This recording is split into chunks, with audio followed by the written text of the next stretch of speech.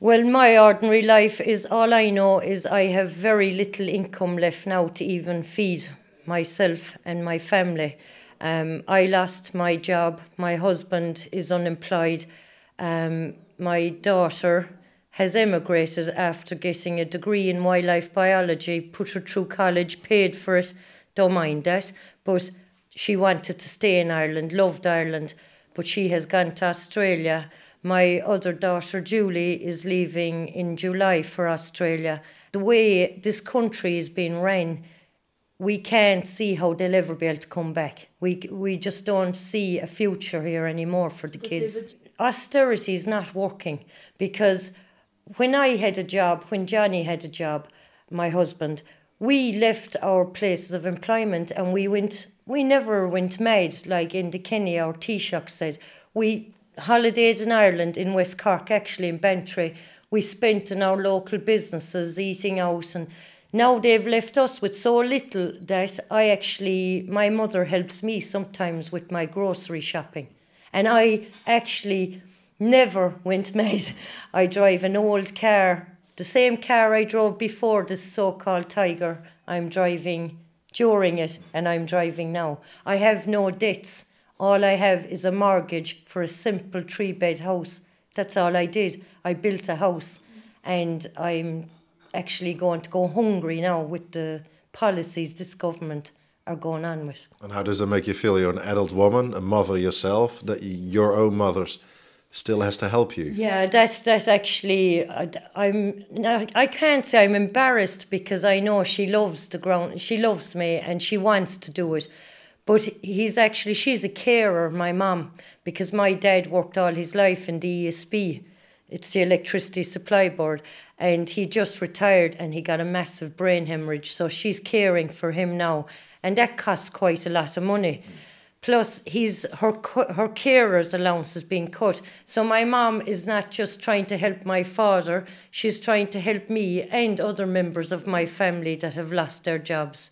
Do you know, the few that haven't immigrated. You probably would have expected the same, that you would help caring for your parents. Yeah, I thought that's the way nature intends it, that I'd help my mum out. And in fact, now my mother's helping me, and that's sad, really.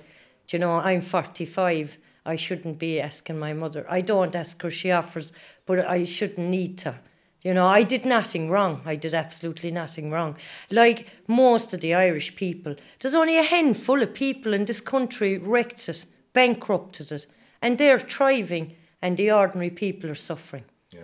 What's your perspective on job, on work? None, because I'm up against Julie, my daughter. Do you understand? Yeah, I'm up against these highly educated students coming out of college. We're all competing against each other. I see some of them getting the few jobs that are around, and the rest are immigrating. So what hope is there for me? Plus, my husband is deaf, so I can't see him. You know, it's very hard to get a job when you have a disability then as well. Your daughters are leaving. Have you ever considered that yourself? Actually, I'm going to put it this way now, I'll be very blunt.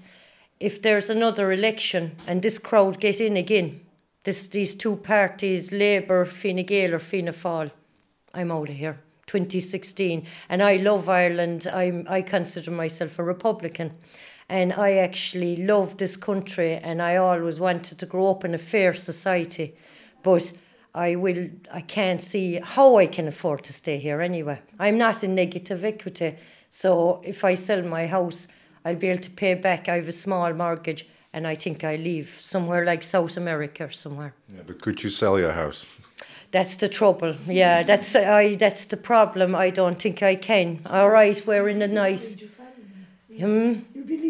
I'll be leaving behind my family. That's the sad thing about it.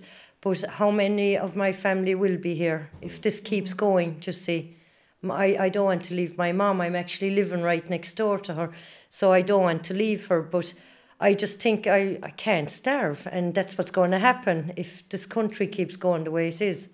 I will have actually nothing left to live on. A lot of Irish people went into the housing craze, buying houses, getting stupid mortgages. Yeah. Is there a responsibility for them as well? I'll tell you now, I actually have very few friends that did that. We run in circles where people There's a high private debt in this country. Oh, there's huge. That was the credit cards. The market. I'll tell you now as well. The media had a lot to do with it. The media were making a packet out of this property bubble, and there were voices coming out like Professor Morgan Kelly and other economists, Constantine Goodrave, David McWilliams. This is going back to 06, 07, warning this is happening, and the banks and the government were ignoring them. In fact, our Taoiseach at the time told them to go in and commit suicide. Yeah, that was about David McWilliams, so, wasn't it? yes, yeah, poor old David McWilliams, yeah, is a great man. George Lee. Yeah, but he was speaking of all of them. And what's crazy is that I saw it, a lot of us saw it, and we listened to Dave. I had no credit card debts, or I didn't buy the big SUVs. I built a modest house. My dad gave me a bit of ground. I built a house in it, and I had a small mortgage. Now, I know people did go mad. So you see, if you were a young couple back in 05, 6, 7, what you were being told is you're wasting your money giving it to landlord. You're paying huge rent. This is not going to end. These properties are going to go up, up, up. So you were thinking, I mean, you'd want to be silly, really. We were considered silly at the time because we could. My brother went into a bank looking for 80,000, and he nearly had to tell her, get ignorant with the bank late clerk or whoever was interviewing him, because she wanted him to take out money for property. She said, you're living in a seaside resort. Why don't you take out enough to buy 3 houses? Now, my brother had the sense to say no, but a lot of people didn't. Yeah. They were being fed this, like, you know. Yeah. He said that she actually was coming across the desk at him, saying, please, you are mad. And he said, no, I want 1 house, that's all I want.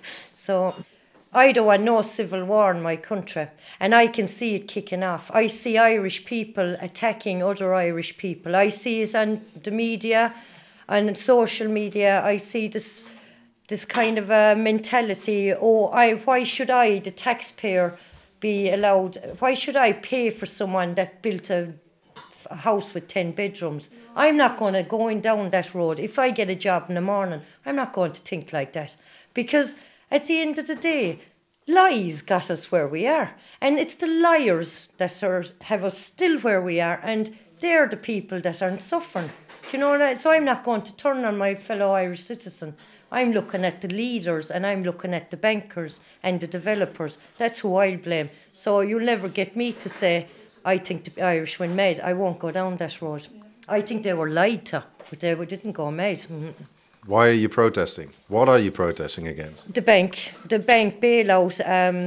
I don't even consider it. The way I look at it, we weren't bailed out by the banks. We're bailing out the banks.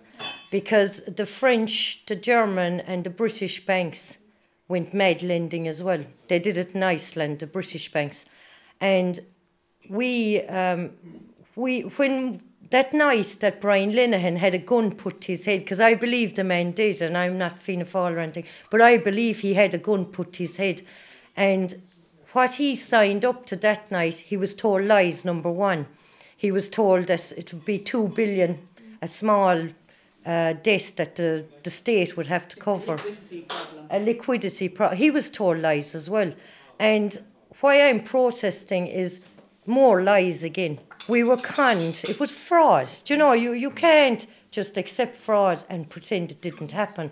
It was fraud, and that's why I'm protesting. Everyone says, oh, the Irish went mad and the Irish need to be bailed out.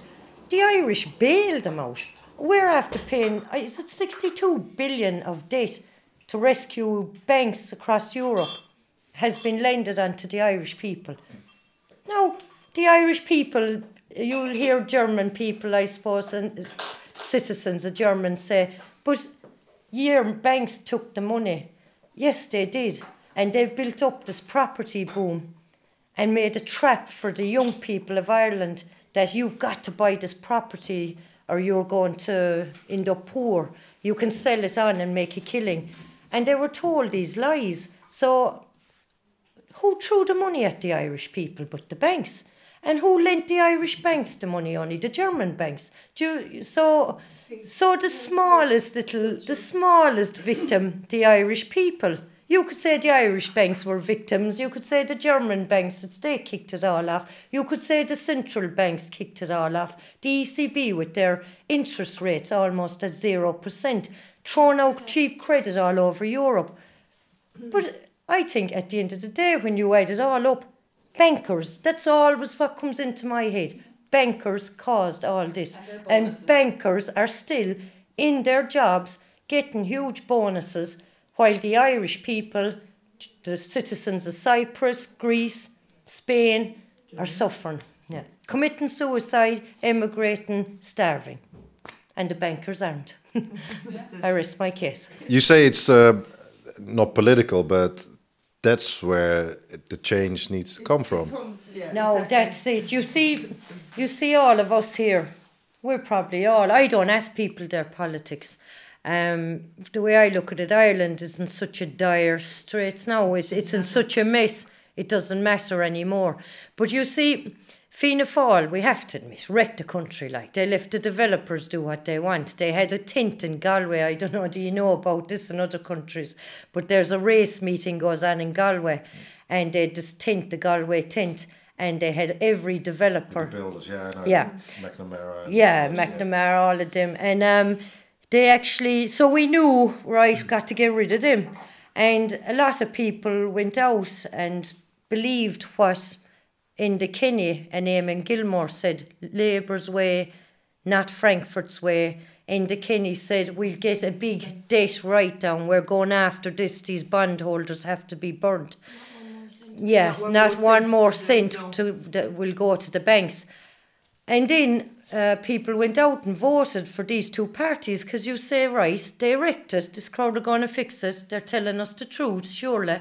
And I think actually before the count was even finished, Enda Kenny said he went back on that the night that he was elected, that Fine Gael got in.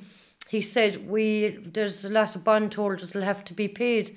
And he rode back in it straight away. So now we know it's just power thereafter and huge salaries. Do you realise what our politicians are paid and our top civil servants? He's earning more than Angela Merkel. I mean, the country's broke and they're taking money off people with disabilities and off people like my mother, carers, and they're still keeping those salaries. So it is politics now, you're right. We want this crowd out, like. We want them out fast. But we need the people behind us to do it. Yeah, they need the knowledge. They need to know. People don't know. Yeah, that they're not going to get us out of this mess. It's obvious now.